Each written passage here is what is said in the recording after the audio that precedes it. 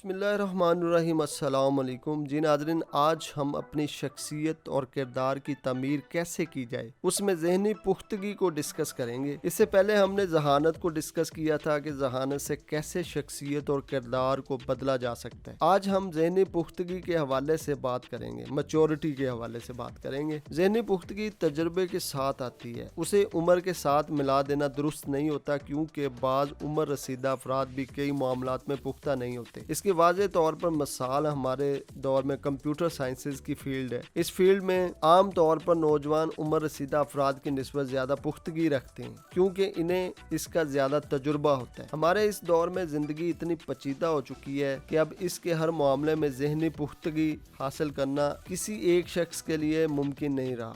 आप ज़िंदगी के जिन मामलात मसलन तालीम, पेशे वगैरह में पुख्तगी हासिल करना चाहते हैं, उसका ज़्यादा से ज़्यादा मुतालिया किया करें और अपने इल्म को तजुर्बे की कसौटी पर परखिए और अपनी गलतियों से सबक सीखिए और इन्हें दोहराने से परहेज़ करें। इसी से इस ख़ास मामले में ज़हनी पुख्तगी हासिल होगी। तजुर्बे का कोई नेमुल बदल नहीं होता। अलबत्ता अक्लमंद लोग बहुत मरतबा खुद तजुर्बा करने से पहले दूसरों के तजुर्बात से फ़ायदा उठाते हैं। अगर हर साइंसदान अपनी तहकीक का आगाज़ पहिए की ईजाद ही से करता तो दुनिया में इस कदर साइंसी तरक्की ना हो सकती। दूसरों के तजुर्बात से हासिल करदा नताइज को आगे बढ़ाइए और मजीद पुख्तगी हासिल करते जाइए। इसके बाद इल्मी सतह की बात करते हैं। इल्मी सतह को बुलंद करने के दो तरीके होते हैं, यानी मुतालिया व मुशाहदा और तजुर्बा। मुतालिया व मुशाहदा के ज़रिए इंसान दूसरों का दरियाफ्त करदा इल्म हासिल करता है और तजुर्बे के ज़रिए उसमें अपनी तरफ से इजाफा करता है। अहले इल्म की सोबत इख्तियार कीजिए और ज़्यादा से ज़्यादा मुतालिया कीजिए और हासिल करदा इल्म को